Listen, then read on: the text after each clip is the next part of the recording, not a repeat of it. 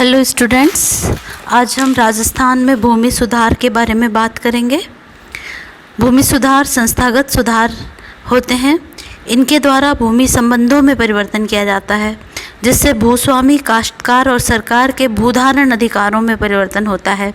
भूमि सुधारों के अंतर्गत जो सुधार शामिल किए जाते हैं वे हैं मध्यम वर्ग या बिचौलियों की समाप्ति, काश्तकारी सुधार जैसे काश्तकारों के लगान में कमी, भूधारण की सुरक्षा, उनको भूमि के मालिक बनने का अधिकार देना, चकबंदी, सहकारी कृषि, भूमि पर सीमा निर्धारण करके अतिरिक्त भूमि का भूमिहीनों में वितरण आदि। इन कार्यक्रमों को लागू करने के बाद भूमि व्यवस्था अधिक कार्यकुशल, अधिक उत्पादक और न्याय संगत बनती है। इसलिए यह माना जाता है कि भूमि सुधारों से उत्पादन बढ़ता है, सामाजिक न्याय व समानता की दिशा में प्रगति होती है एवं निर्धनता उन्मूलन में सहायता मिलती है। भूमि सुधार या लैंड रिफॉर्म्स के बाद कृषि में तकनीकी प्रगति तेज़ी से हो सकती है और इनके अभाव में तकनीकी परिवर्तन भी अपना पूरा प्रभाव नहीं दिखा पाते हैं। इसलिए कृषि विकास में भूमि सुधारों की भूमिका सबसे ऊपर मानी जाती है। इन्हें कार्यकुशलता और न्याय यानी एफिशिएंसी और इक्विटी दोनों दृष्टियों से उचित माना जाता है। राजस्थान के गठन के समय जिन विभिन्न रियासतों का एकीकरण किया गया था, उनमें कृषि विकास अलग अलग स्तर का था। इन रियासतों के शासकों ने भूमि का अधिकांश भाग विभिन्न श्रेणियों के व्यक्तियों जैसे जमींदार, मालिक, बेसेदार, जागीरदार और ठेकेदार आदि और धार्मिक संस्थाओं को सौंप दिया था और लगभग 40% भूमि ही सीधे काश्तकारों के पास थी।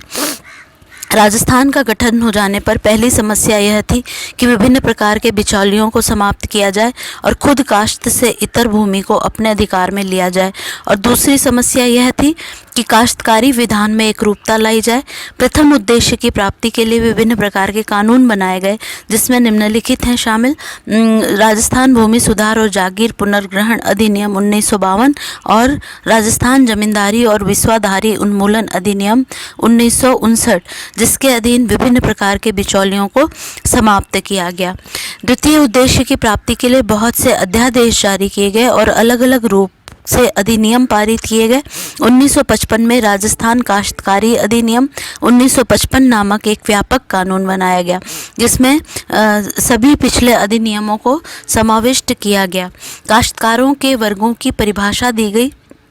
काश्तकारों को अधिकार प्रदान करने, जोत का न्यायगमन करने, हस्तांतरण करने और बंटवारा करने की व्यवस्था की गई और सरकारी भूमि से बेदखली आदि की शर्तें निर्धारित की गई। इस अधिनियम में कई बार संशोधन किए गए हैं ताकि काश्तकारी से संबंधित उन नवीन विचारों को स्थान देने की व्यवस्था की जा सके जो बिचौलियों के उन्मूलन के परिणाम स्वरूप उभरे थे। साथ ही उसमें भूमि सुधार के संबंध में प्रगतिशील दृष्टिकोण को प्रतिबिंबित करने की व्यवस्था की जा सके।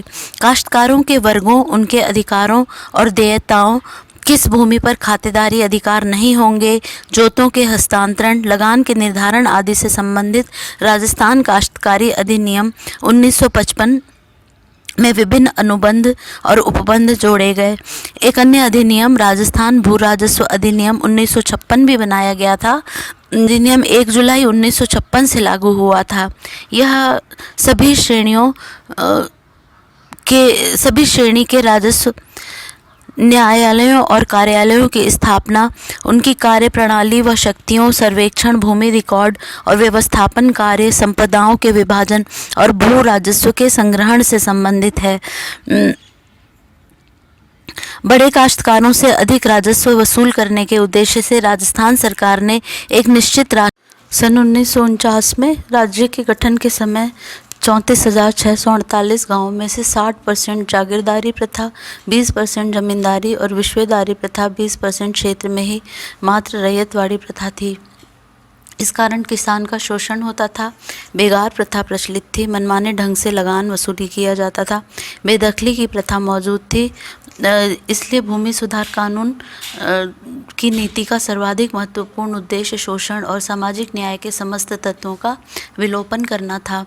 इसके लिए राजस्थान काश्तकार संरक्षण अध्यादेश 1949 बना और काश्तकारों को भूमि का मालिकाना हक दिया गया और सन 1951 में मनमाने ढंग से वसूल किए जाने वाले लगान में समानता लाने के लिए राजस्थान उपज लगान अधिनियम 1951 लागू किया गया। इस अधिनियम के अनुसार कुल उपज का अधिकतम छठा हिस्सा लगान के रूप में लिया जा सकता था। राजस्थानी काश्तकारी अधिनियम 1955 पास कर सरकार ने कृषकों को लगान वसूली में शोषण के प्रति संरक्षण प्रदान किया। जागीरदारी प्रथा के अंत के लिए 1952 में राजस्थान भूमि सुधार और जागीर पुनर्ग्रहण अधिनियम लागू किया गया। जागीरदारों को मुआवजा और पुनर्वास अनुदान दिया गया और इस प्रकार जागीरदारों से कृषि योग्य जमीन को लेकर काश्तकारों में बांटा गया।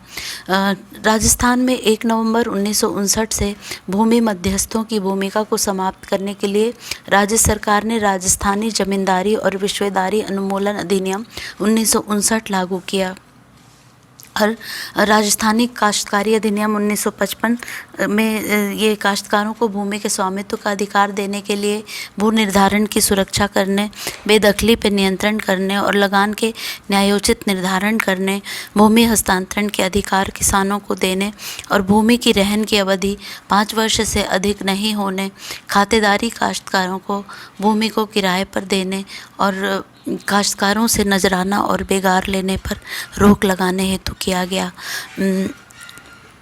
कृषि भूमि पर काश्तकारों को आंशिक रूप से मकान बनाने की छूट देने के लिए राजस्थानी काश्तकारी अधिनियम 1955 में सुधार किया गया, जिससे काश्तकारों की माली हालत सुधरी और काश्तकारी अपनी भूमि समझकर कृषि कार्य करने लगे। भूजोतों की अधिकतम सीमा के निर्धारण के लिए सन 1953 में प्रारंभ किया गया संशोधन 27 फरवरी 1973 को नए विधायक के रूप में सामने आया। इसके तहत सिंचित क्षेत्र में भूमि की सीमा 18 एकड़, रेगिस्तानी क्षेत्र में 175 एकड़ लागू की गई। अलग अलग क्षेत्रों में अलग अलग भूमि सीमाएं निर्धारित की गई। वर्तमान सिंचित क्षेत्र में जोतों की अधिकतम सीमा 7.28 हेक्टेयर से 10.93 हेक्टेयर के बीच में है और असिंचित क्षेत्र में 21.85 से 70.82 हेक्टेयर के बीच निर्धारित की गई है।